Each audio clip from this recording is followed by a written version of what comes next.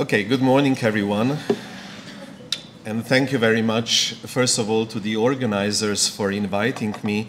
I'm very honored to be here. And thank you also to the organizers for organizing this important gender summit. But at the same time, I'm also very sorry that we have to start this meeting with bad news.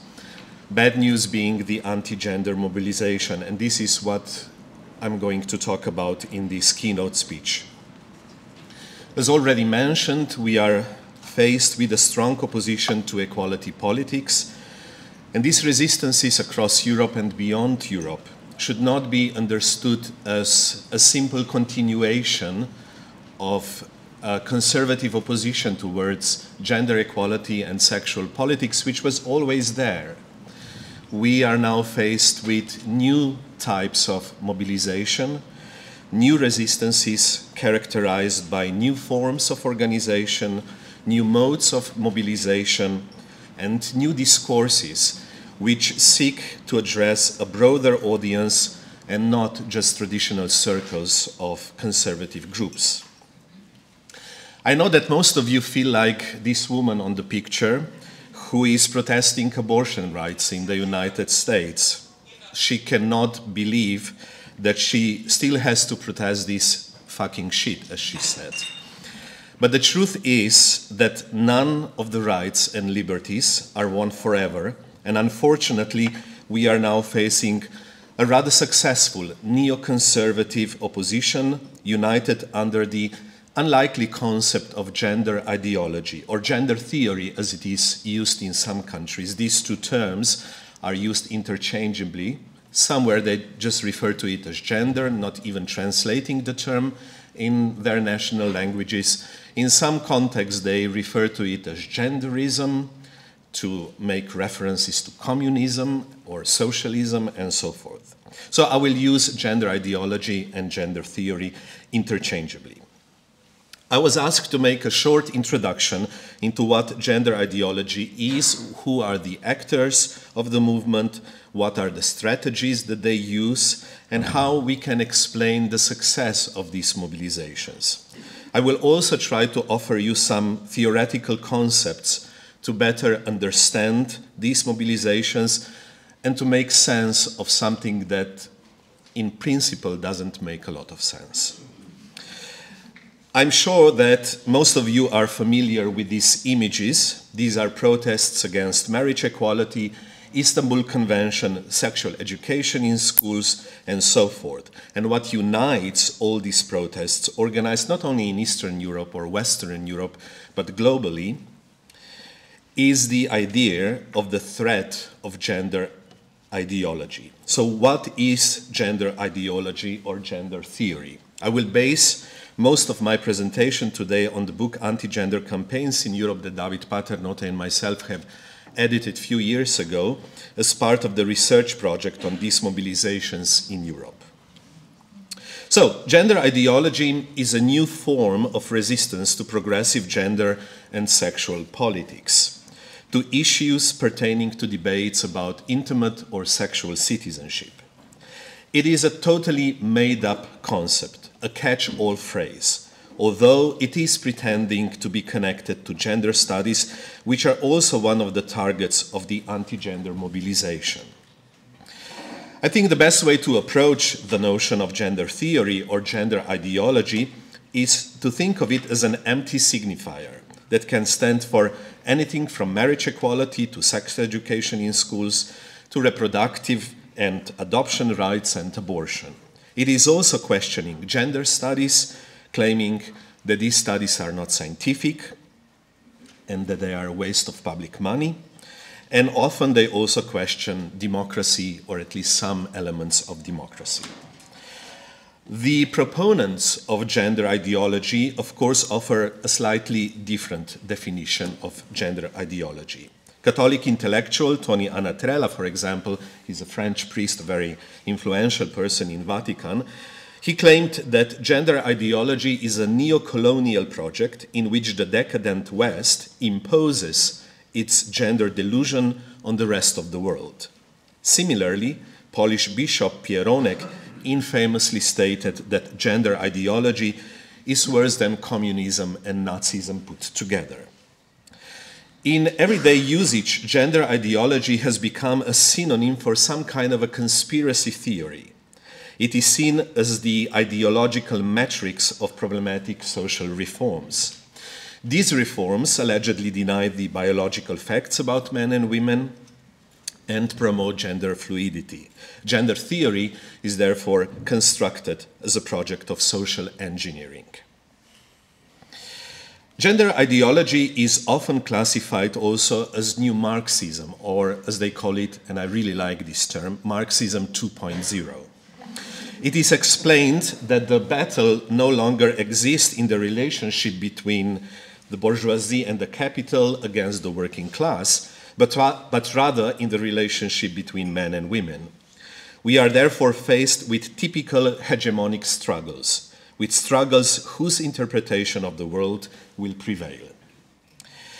In the interpretation of anti-gender activists, the current struggles for hegemony are primarily cultural, and the problem are the elites, often presented as the so-called caviar left, which sides with the minorities and bases its politics on strange, obscure language, political correctness, and woke culture, while the silent majority is left behind and its traditional families are considered backward. I would like to point out that despite the fact that anti-gender mobilization is targeting gender equality, the struggle is much broader. We should not be blinded by the protests against Istanbul Convention or sexual education in schools or marriage equality. All these struggles are broader, and the goal is to create a new social order, a less liberal and less democratic social order. Okay, where are the roots of the anti-gender ideas? This is a long and complicated story. Unfortunately, I don't have enough time to go into any details, but the emergence of the term gender ideology can be traced back to the mid-90s. It was during the 1994 United Nations Conference on Population and 1995 Conference on Women that United Nations started to replace the essentialistic term sex with the term gender. It is, of course, not the biological differences among us which are the problem, but rather what society, social expectations, social norms built upon these differences. So there was a clash between two concepts. On one hand, the feminists agitated for the concept of gender equality, the concept that we all know and use today, for equal rights regardless of gender, while the Vatican and some other countries pushed forward the idea of complementarity of sexes. They claimed that men and women deserve equal dignity, equal respect, but not equal social roles. They believe that because of the biological differences between men and women, and of course they strictly stay within the gender binary, so because of the biological differences between men and women, they should also have different social roles. And you all know what it means. Women should primarily be mothers. For the Vatican, the idea that men and women are socially constructed categories is at odds with their notion of natural family, in which men and women have their own roles defined by biological differences. They were not successful with this interpretation, and the fact is that sexual and reproductive rights were included in United Nations documents in the mid-90s and later on also in the EU documents and so forth. So Vatican understood this as a diplomatic failure. After these two conferences, the danger of gender was first discussed in theological debates in Catholic intellectual circles. Cardinal Ratzinger, who was later the Pope, was the driving force behind some of the most important Vatican documents against gender. Slowly but surely, the idea of gender ideology as a threat to humankind was created. However, it took a further 10 years for this concept to catch on and start to inspire and mobilize huge numbers of people. On this picture, you can see protests in France against the intention of the Hollande's government to introduce marriage equality. People were holding signs saying, "No à la théorie du genre," no to gender theory. And this seems to be a breaking point when the term gender theory or gender ideology, in France they use gender theory, in Slovenia they also use gender theory. So this was the turning point, the breaking point, when the term gender theory or gender ideology entered into mainstream media. It was picked up by politicians and ordinary people who have never heard of the sex-gender distinction, but started to refer to gender as something dangerous. Gender has become a conspiracy theory. Even my mother nowadays knows about gender theory, although she has never read anything about it. So, who are the actors behind the anti-gender mobilization? On the basis of what I have just presented, one might think or might conclude that anti-gender mobilization is a religious mobilization, but that would be a wrong conclusion. We can see a complex constellation of actors in each country. Usually, there are newly established organizations that initiate the debate on gender ideology. They often call themselves concerned citizens or concerned parents. Sometimes they work as the satellite organizations of the church. Then there are groups that existed before. The notion brings together actors as diverse as family associations, pro-life groups, radical nationalist parties, right-wing populists, and so on. In some countries, these movements have turned into political parties, and in some countries, anti-gender ideology has become part of the official state ideology, just like in Hungary, Poland, or until recently in Brazil. And then there are also those who support the movement, media outlets, businessmen, even some academics. It is important to know that these networks are of different sizes. Quite often, there is a very small group of people of these actors behind these organizations. One person is the head of one organization, a board member of another organization, a supporter of the third organization. So these organizations are often empty nutshells. It is also quite interesting to see the role of women in these movements. It is not rare that they are the leaders of the movement and that they present themselves as mothers. In France, we even had a situation where an openly gay man was at the head of the anti-gender mobilization in order to say that even gays do not want full marriage equality. There are two concepts that can help us understand how these different actors work together. I'm constantly changing if I'm following. It's okay, all right. So, according to Kovacs and Poim, gender is a symbolic glue. Probably you have heard of this term. So, symbolic glue that binds these actors together. They might not have the same ideological standpoints, but gender ideology is a common framework that squeezes different discourses into one big thread that different actors can relate to and connect with. Graf and Korolczuk suggests that these networks are opportunistic synergies. Actors join forces and adopt anti-gender discourse to increase their popularity as defenders of common people. Even if we take a look at the logos of the anti-gender campaigns, we can see a lot of similarities. Mostly they are presented with a silhouette of what they consider a natural family, a mother and a father, and two children, and I don't know how they do that, but it's always one boy and one girl. Except the Russians, and until recently Mexico, here at the bottom, they have 3 children. And not surprisingly, it's 2 boys and 1 girl. In some other cases, the logo consists of a hand which protects children from gender threat. What are the strategies that they use? Again, there are many. As you can see, I'm rushing through all this information because I don't have enough time to go into details, but let me just list some of the most important strategies. First of all, the anti-gender movement presents itself as modern, young, and hip. We are facing a generational shift in conservative opposition. I'm sure that without knowing, most of you would say that this picture was taken on some kind of a pride parade, but it's not. This is the protest of Manif pour tous in France. So in many ways, they are mirroring, they are copying the strategies of the feminist and the LGBTIQ plus movements.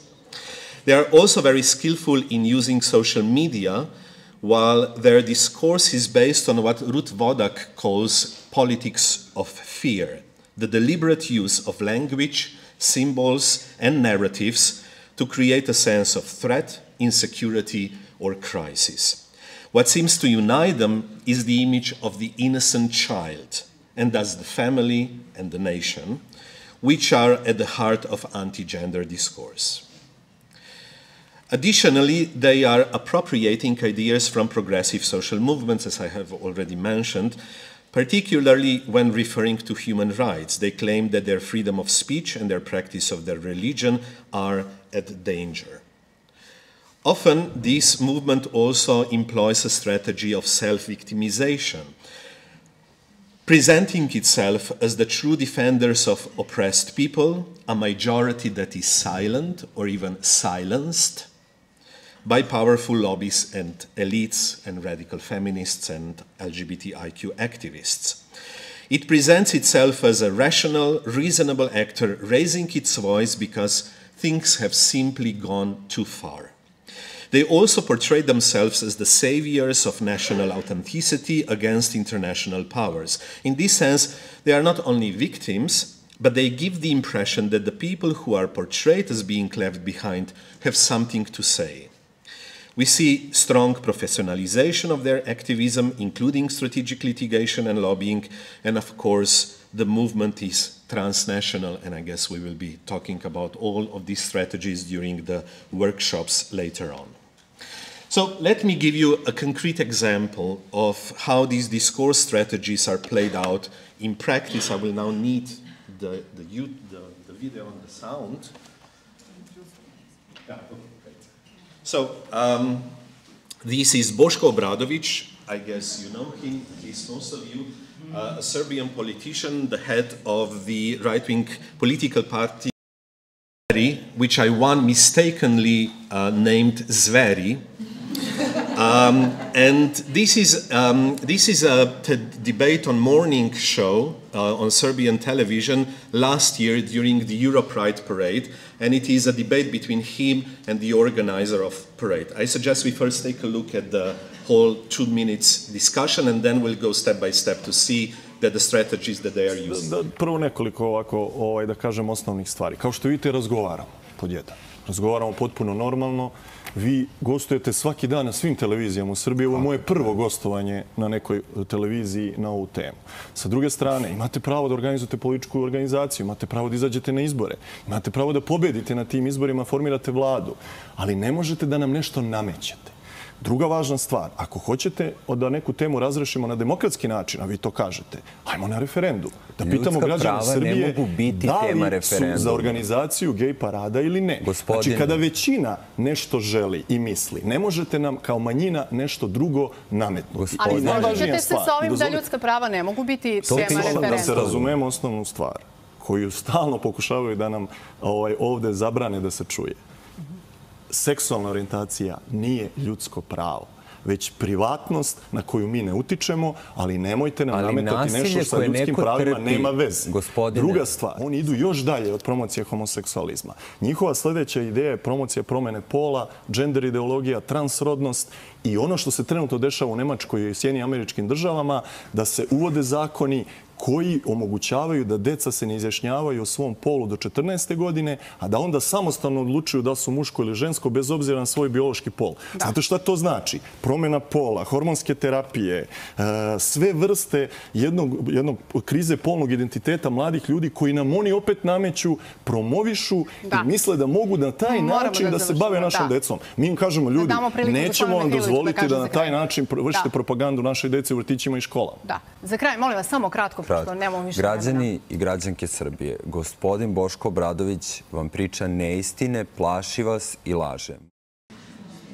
Okay, let's try now to play it again.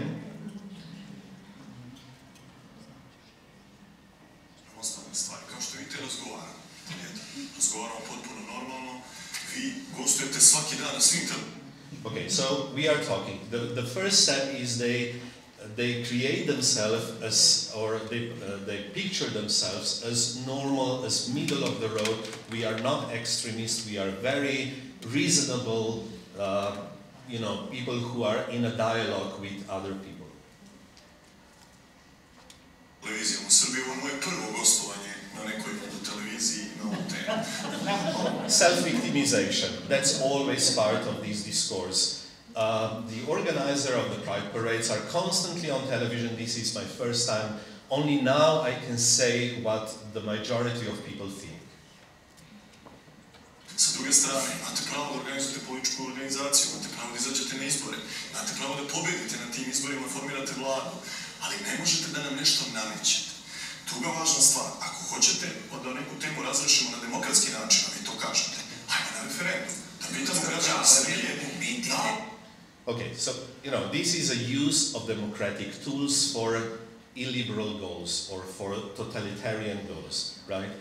Of course, it's mentioned that one cannot have a referendum about human rights, but, the use of these democratic tools are a typical way to present themselves as being part of democratic, political activities, but their goal is, of course, in no way democratic.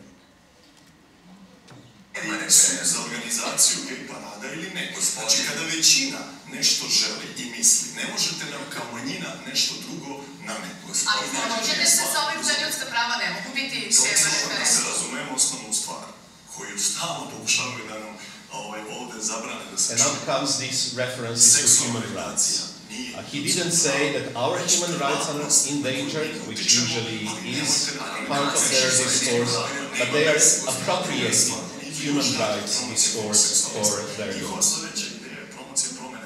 And then at the end, you've seen it.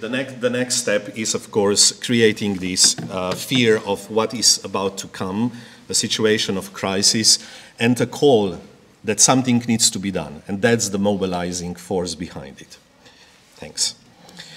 Okay, let me finish this introduction by trying to explain broader structural reasons for the success of anti-gender mobilization. Again, we would need more time to go into details, but let me just sketch some of the main reasons that we can find in order to explain the success of anti-gender project. I think the best way to understand it is to see it as a response to the four interrelated crises. The crisis of liberal democracy and problems caused by neoliberalism, the crisis of masculinity, the crisis of equality, and the crisis of knowledge. I will explain it very briefly, each of these four crises.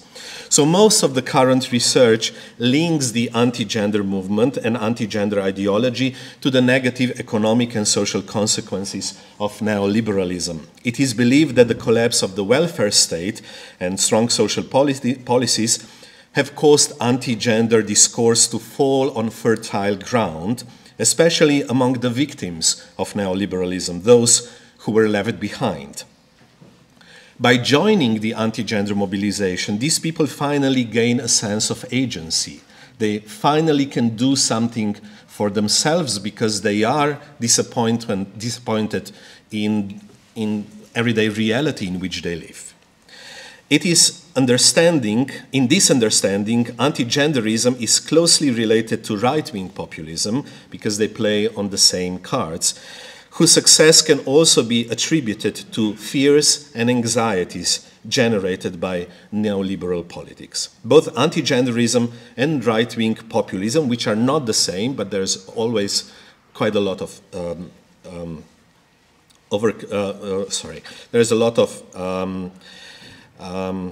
overlapping, thank you so much, it's so early in the morning. So both anti-genderism and right-wing populism are based on friction between elites and the people. The second stream of studies interprets the success of the anti-gender movement as a response to the crisis of masculinity. Some men are seen as the losers of equality politics. This manifests itself in many ways, from the claim that boys are disadvantaged in schools because of female teachers and gender equality policies, to the threat to heterosexual men from the normalization and legal protection of homosexuality, to the interpretation that migrant workers are taking our jobs, etc. You know all these interpretations and ideas. The anti-gender movement is therefore seen as an attempt to restore the supposedly natural role of men as patriarchs of the family. This is connected to yet another line of explanation of the successes of the anti-gender movement, which I call equality fatigue. Equality fatigue is a position of being fed up with all these equality debates, equality policies. It is a belief that equality has already been achieved. So what else do you want? What do these feminists and LGBT activists are trying to achieve? It is seen, right, that the struggles for gender rights and sexual rights are struggles for additional and not equal rights. And finally, we are faced with the epistemic crisis, an increasing distrust into science, particularly social sciences. It is a struggle for the legitimacy of academic work. Anti-gender actors are important generators of this crisis, as they are not concerned only with political power, but also epistemic power. Alternative knowledge production is one of their main political strategy. And it is not surprising that there was a little bit of the overlap between anti-gender mobilization and anti-vax mobilization. I'm not saying that this is the same, but the conspiracy theory machine behind is the same mobilizing force. For that reason, in some countries, gender departments and gender studies at the universities, as you all well know, have been attacked and denounced as nests of gender ideology and unscientific work.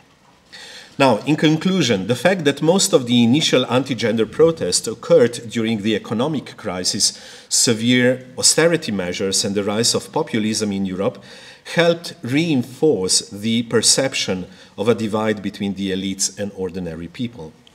With its focus on corrupt elites, the anti-gender movement gives people the promise of a better future. But the future is in the past.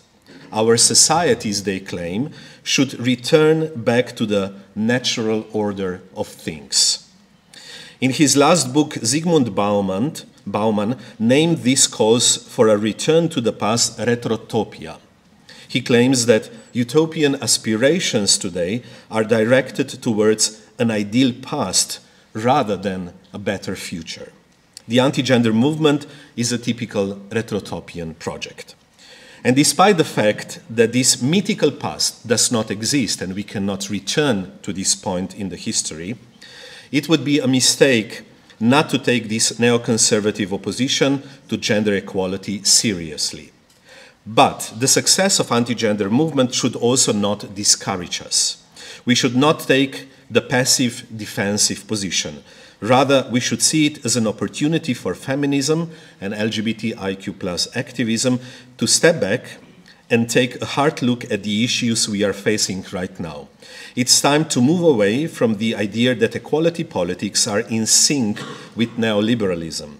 Instead, in the 21st century, feminism should focus on creating new spaces of freedom built on strong social values, working together in solidarity, and forming wider partnerships with other progressive movements. Thank you very much.